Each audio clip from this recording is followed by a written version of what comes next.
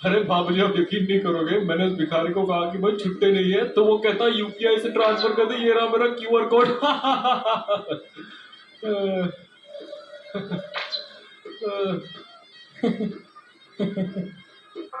इतना गंदा जोक भी नहीं था मेरे हिसाब से, थोड़ा तो हंस ही सकते थे भाभी जी। अभी पिछले महीने गोवा गया था मेरा बेटा। ये आईफोन 13 लेके आ गया, वो भी मैक्सी प्रो। प्रो मैक्स होता है वो अंकल, मैक्स ही तो मम्मियाँ पहनती है। 1.5 लाख का फोन है जी। मैंने कहा बेटा इतने महंगे फोन की क्या जरूरत है, तो कहता पापा पैसों की कमी थोड़ी है। मैंने कहा ये भी सही है। फिर तो काफी अच्छा कमाता होगा आपका बेटा।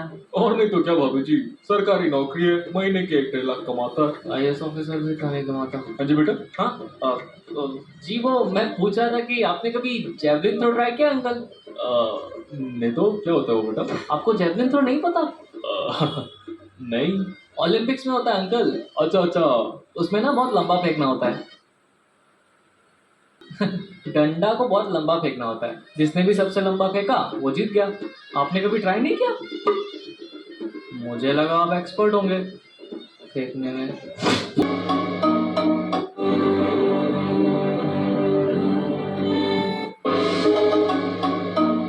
बंदे हैं हम उसके, हम पे किसका जोर, अपने हाथों किस्मत लिख लें, आज चले हैं हम।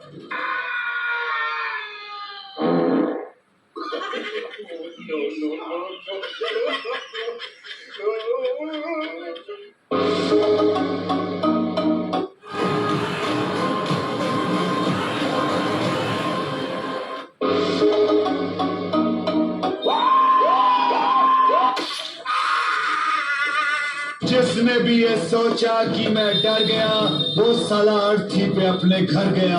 मैं नहीं डरता, मौत डरती है मुझसे। मौत में इतना दम नहीं कि मेरे सामने आ सके।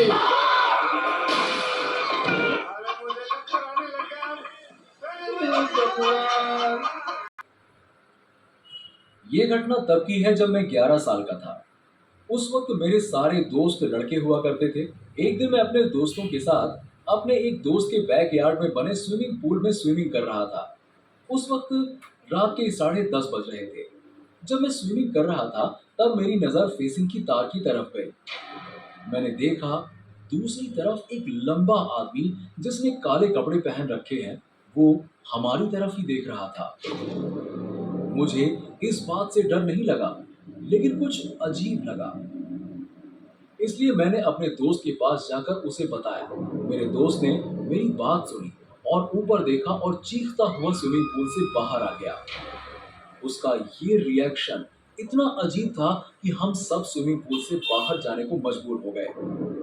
उसके बाद हम एक के बाद एक स्विमिंग पूल से निकलने लगे, लेकिन मैंने दोबारा उस आदमी की तरफ देखा।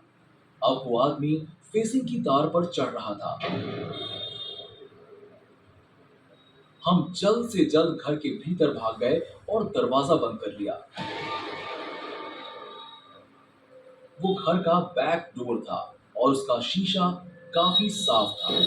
इस वक्त वो हमें ही घूर रहा था। हमने नोटिस किया कि उसने अपने हाथ में बैट पकड़ रखी है। ये देखकर हम सब लिविंग रूम के सोफे के पीछे छुपकर उसे देख रहे थे। वो बाहर से दरवाजा खोलने की कोशिश कर रहा था, लेकिन उसने बैट से दरवाजे का कांच नहीं तोड़ा था, जो कि बहुत आसान था। तभी मेरा दोस्त उठा और उसने अपने डैड को कॉल करके सारी बातें बताई। उसके डैड ने कहा कि हम घर के भीतर ही रहें, वो बस आ ही रहे हैं। ये देखकर हम सब लिविंग रूम के सोफे के पीछे छुपकर उसे देख रहे थे। थोड़ी ही देर में सिक्योरिटी अलार्म बजने लगा, क्योंकि कोई छुपकर घर में घुसा था। और मैं इतना ज्यादा डर गया कि मुझे खुद पर गुस्सा आ रहा था कि मैं स्विमिंग करने आया ही क्यों। लेकिन वो मेरे दोस्त के पापा थे। उन्होंने अलार्म बंद किया और अपनी गन निकाली और उस आदमी को ढूंढने लगे, लेकिन वो नहीं मिला। उसके बाद भी हमने कई बार वहां स्विमिंग की, लेकिन फिर कभी उस आदमी को नहीं देखा। अब मैं 25 साल का हूं और अब भी सोचता हूं कि उस दिन हमने पुलिस को